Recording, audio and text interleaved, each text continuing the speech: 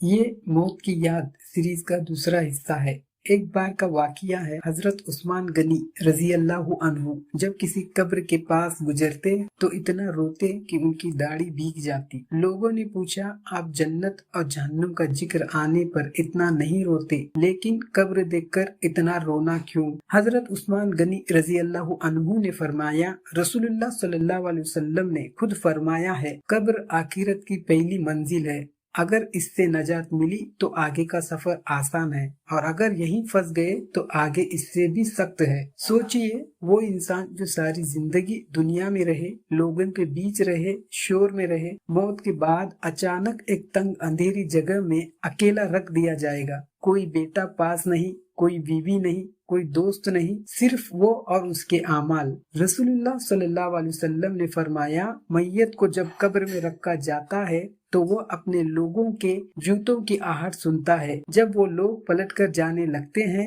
जरा महसूस करिए वो आहट अपनों के कदमों की, जो धीरे धीरे दूर होती जाती हैं, और मैयत देखता रहता है कि जाने वाले जा रहे हैं और अब वो लोग अपनी जिंदगी में वापस जाएंगे। बातें होंगी, खाना पकेगा, रात को सो जाएंगे और वो उस तंग अंधेरे में अकेला रहेगा। फिर आते हैं मुनकर और नकीर, दो फरिश्ते जिनकी आवाजें गरजते हुई हैं, जिनकी आंखें बिजली की तरह हैं, और वो पूछते हैं, मन रब्बु का, मन दीनु का, मन नबियु का, यानी तेरा रब कौन है, तेरा दीन क्या है, तेरा नबी कौन है। ये सवाल सुनने में आसान लगते हैं, हम तो कहेंगे अरे हम जानते हैं जवाब, लेकिन रसूलुल्लाह सल्लल्लाहु अलैहि वसल्लम ने फरमाया, उस वक्त मोमिन जवाब देता है, अल्लाह मेरा रब है, इस्लाम मेरा दीन है, मोहम्मद सल्लल्लाहु अलैहि वसल्लम मेरे नबी हैं। लेकिन मुनाफिक, वो जो दुनिया में बस नाम का मुसलमान था, जिसने जिंदगी में कभी दिल से अल्लाह को याद नहीं किया, वो कहता है, हाय मैं नहीं जानता,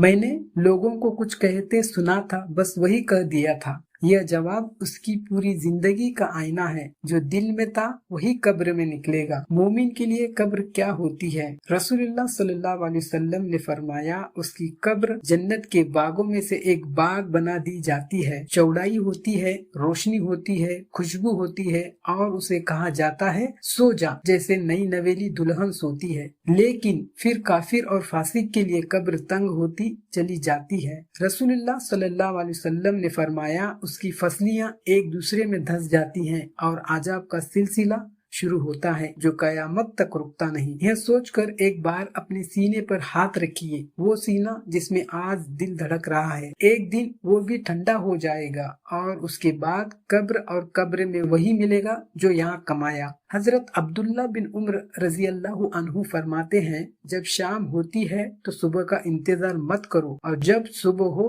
तो शाम का इंतजार मत करो। अपनी सेहत से फायदा उठाओ बीमारी से पहले, और अपनी जिंदगी से फायदा उठाओ मौत से पहले। ये नसीहत किसी और के लिए नहीं, हमारे लिए है। आज जो नमाज कज़ा होती है वो कल भी होगी, जब तक हम खड़े नहीं होते। आज जो माफी नहीं मांगी जाती वो जख्म कब्र तक जाएगा। आज जो तौबा नहीं होती, कल शायद मौका भी न मिले। कब्र की पहली रात वो रात जिसकी तैयारी की कोई आखिरी तारीख नहीं है, इसलिए आज की रात को गनीमत समझो। सोने से पहले 2 रकात नमाज पढ़ो, अल्लाह से माफी मांगो। किसी की दिल आजरी हो तो उसे माफ करो, क्योंकि कोई नहीं जानता कि ये रात आखिरी हो। या अल्लाह हमें कब्र के आजाब से महफूज फरमा, हमारी कब्र को नूर से रोशन कर, मुनकिर नकीर सवालों का जवाब हमारी जबान पर आसान फरमा, और हमें उन लोगों में शामिल फरमा जिनके लिए कब्र जन्नत के बागों में से एक बाग बन जाए।